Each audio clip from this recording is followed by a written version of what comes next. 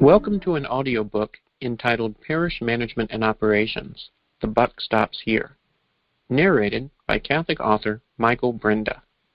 We hope you enjoy the segment and find it useful in your ministerial work.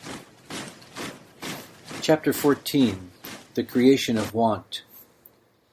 In relation to the critical observation made in the previous chapter, one could mistakenly, sadly, adopt the incorrect, diminished, watered-down, apathetic yardstick of mere busyness to measuring PMO effectiveness.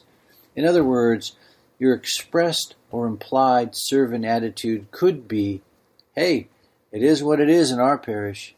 If someone contacts us, we are very ready and willing to serve.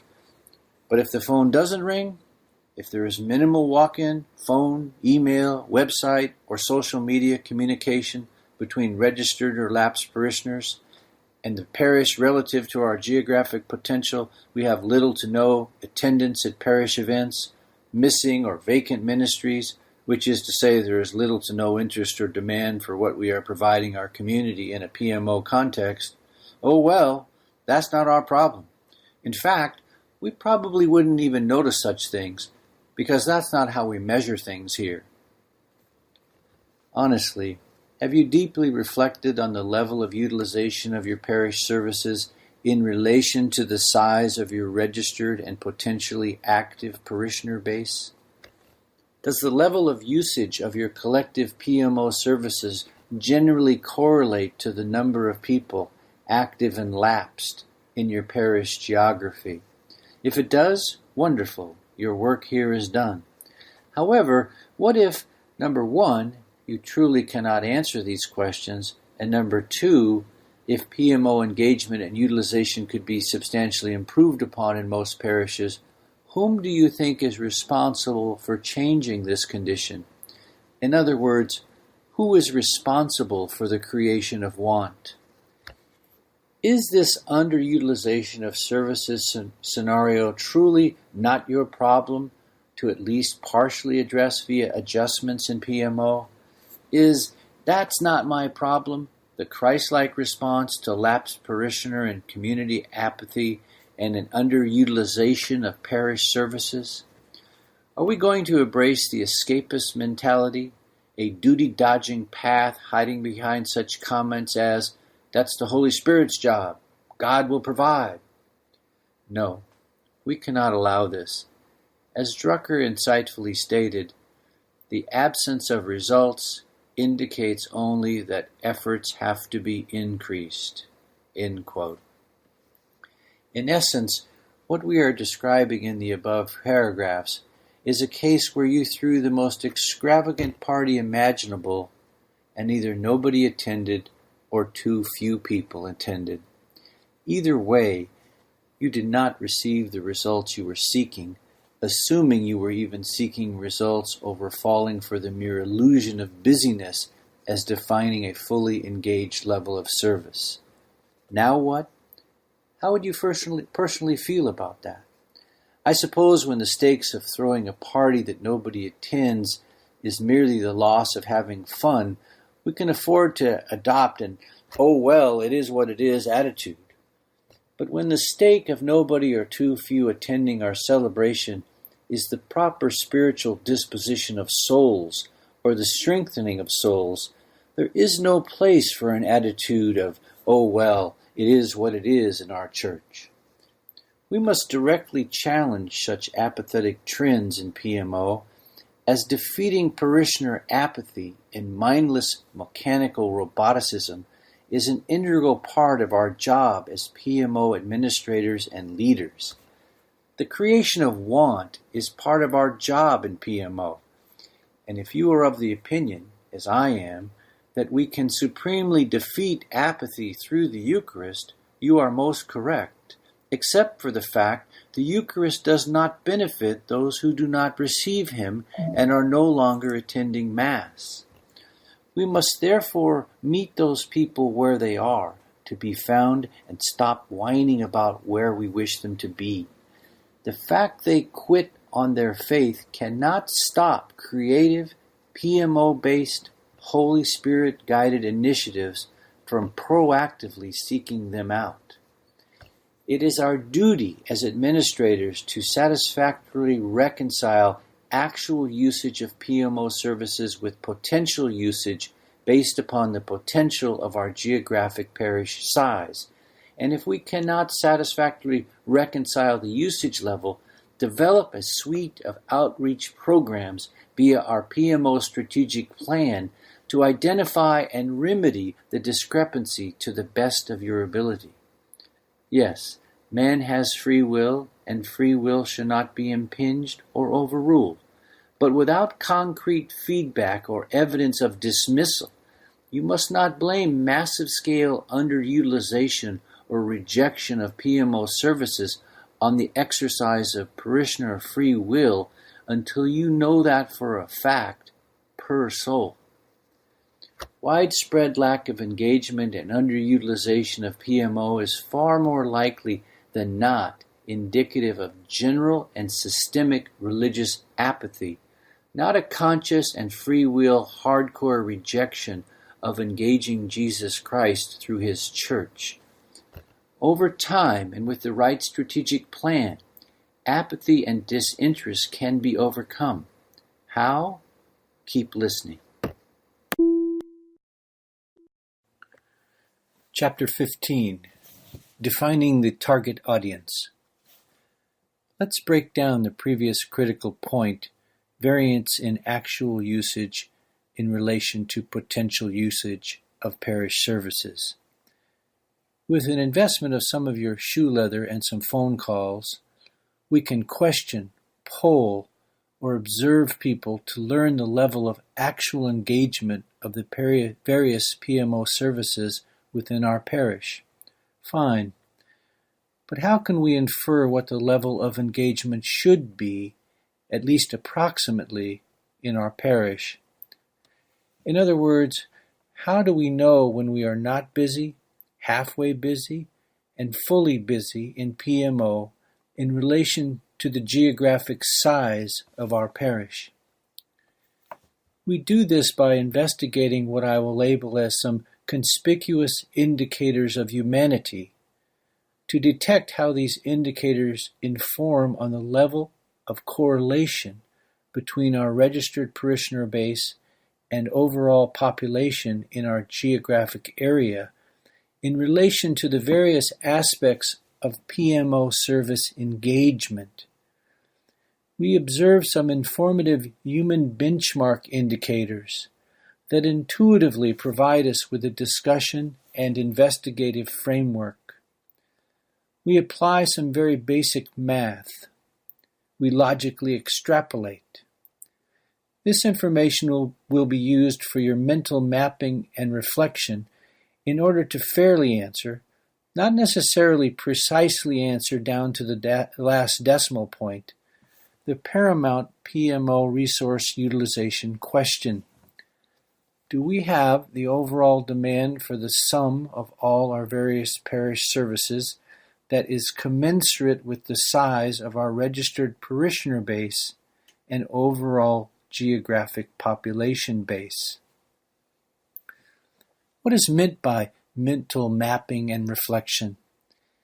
It is the state whereby you map in your mind the points that follow and any other indicators you are aware of that are peculiar to your geographic area, to the overall population of your home parish geography. You reflect on and approximate the number of times per day someone in your parish will be touched by one or more of the events that will be named below. All things being equal, these events could, would, and should necessitate some contact with, some parish services provided from or coordinated through your PMO. But the question is, do they in your parish? Or have you made the mistake of accepting whatever you offer today is good enough? With the volume of good and bad events happening in daily life, with the daily occurrence of good fortune, misfortune, and everything in between that life sends our way, can you infer Do you intuit? Do you perceive? Do you know if you actually have the full range of PMO ministries you should, and a level of activity that correlates to the number of people registered in your parish or geographic area touched by such events each day? Or do you have the need for some creation of want? Do you sense that for whatever reasons there is far more potential than you are serving? Consider the following facts and events, and note that since for our purposes we are looking for a general framework of indicators, fractional numbers that I will give you have been rounded up or down to the nearest whole number.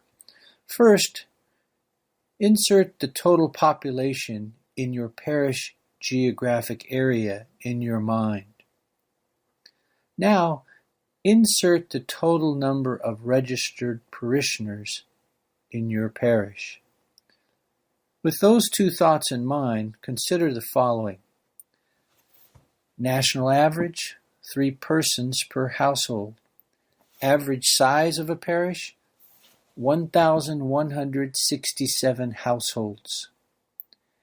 Average parishioner count per parish, 3,501. Marriage rate, 7 per 1,000 of total population. Birth rate, 13 per 1,000 total population. Infant baptism rate, 14 per 1,000 Catholics. Death rate, 8 per 1,000 total population. Unemployment rate, 7 per 1,000 working population. Divorce rate, 45%. Alcohol-impaired driving, 479 episodes per 1,000 adult population. Drug overdoses resulting in death, 14 per 100,000 of population. Cancer per 1,000, 44. Diabetes per 1,000, 12. Crime rate per 1,000 inhabitants, 62. Murder rate per 1,000, 5. Televisions per 1,000, 755. Mobile cell phones per 1,000, 980. Percentage of population addicted to pornography, 3 to 6%.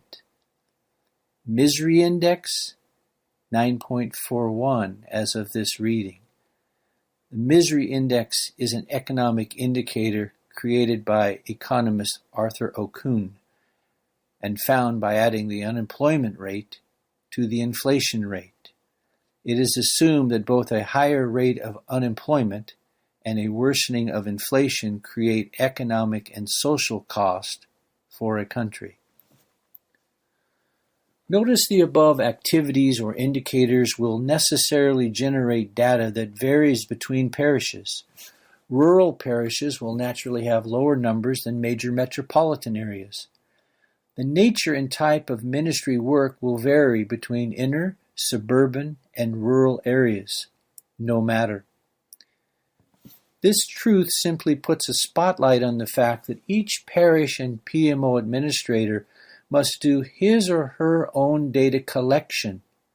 Clearly, an excellent raw data survey task for delegation to a competent parish volunteer. However, what would be most helpful is if parishes could share with other parishes, both neighboring and distant, their data survey collection methodology and collected raw data mapped to their proactive outreach ideas and coordinate offering some of their PMO strategic event services together.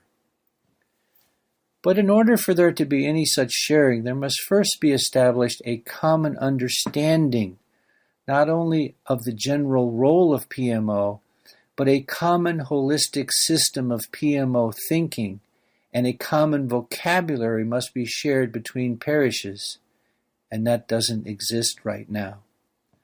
But do not let that stop you. For now you go it alone, and your success will be adopted by others in due time. You go it alone while you work to bring this methodology to others. But it does not take a great deal of imagination to visualize what would happen if every parish around you carried out this PMO survey and data collection initiative. Indeed, no need to reinvent the wheel either. An internet keyword search will reveal to you survey forms already in parish use to collect some of the necessary information, and all you have to do is modify the forms to fit your specific needs. A quote by William Shatner: "I'm going to reveal something to you that's going to come as a shock. If you're a stupid young man, you're usually a stupid old man. Most people, including myself, keep repeating the same mistakes." End quote. There is absolutely no reason whatsoever for each parish PMO to operate in its own orbit, independently and redundantly, creating its own core policies, procedures, methods, information surveys, and data collection mechanisms as if they are alone and on their own island. Indeed, the Church acknowledges this truth in publishing In Fulfillment of Their Mission. This document first establishes that there are 9 essential duties of a Roman Catholic priest, and then divides each of those duties into a set of tasks. It then runs down each task and shows how to assess a pastor's level of proficiency for each one, categorized as novice, approaching proficiency, proficiency, and above proficiency. Notice point number 4 in this document is leads parish administration and includes 9 tasks under that title, one of which is employs and manages parish staff. The metrics for basic proficiency are these. Number 1, maintains a healthy work environment. Number 2, nurtures a spirit of discipleship among staff. Number 3, makes personnel decisions following principles of good stewardship and gospel values. Number 4, hires qualified individuals who support the needs and mission of the parish. Number 5, reviews contracts and evaluates employees on a regular basis following diocesan policy, for example, annually. Number 6, mediates conflicts among parish staff in keeping with diocesan policy, the parish mission, and the good of the church. Number 7, provides for the supervision of staff. Number 8, provides opportunities for continuing education of staff. But here's the key point. To work above basic proficiency, there is but a single metric: empowers staff to develop their full potential. Now, one wonders why a group of seminary formators came together to develop this document, if not because of a single realization that if there really are 9 essential duties to being a priest, and one of them has to do with parish administration, then it would make total sense to invest time training seminarians in how to be proficient in this critical duty. Yet, without a common and holistic system of study to define and unify PMO culture, procedures, terminology, etc., each seminary, and therefore by logical extension each parish, works in isolation and at best loosely shares successful and unsuccessful ideas.